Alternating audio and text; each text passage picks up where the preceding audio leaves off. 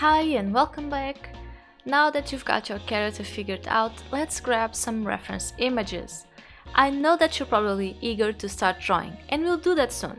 But for now, let's get our resources in place so that our characters turn out just as we want them. One great character design resource that I want to give you is Pinterest. I talk about this in almost every course I make, but it really is wonderful for character design.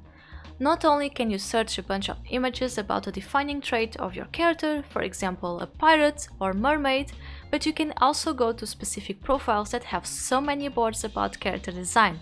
The specific one that I recommend is Character Design References at pinterest.com/characterdesignh. That's an H at the end of the character design, by the way, not a typo from me. They have so many great reference images on different types of characters, from toddlers and teens to old people and wizards. I highly recommend checking their boards and see if you can find a few images that you can use as general references.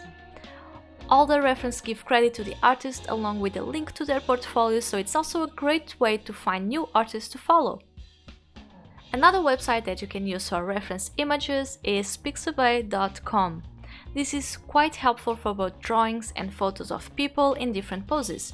For example, if you search wizard in Pixabay, you'll find several different styles of wizards in 2D and 3D. Finally, one other resource that you can use is just magazines that you have around in your house. They usually have great poses, outfits and lighting that you can use for your own character creation.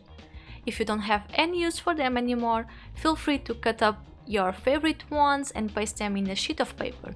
This way you can reference them whenever you're drawing and make a nice collage of things you like at the same time. Alright, now it's my time to find reference images for our character, and then we're going to start drawing. See you soon!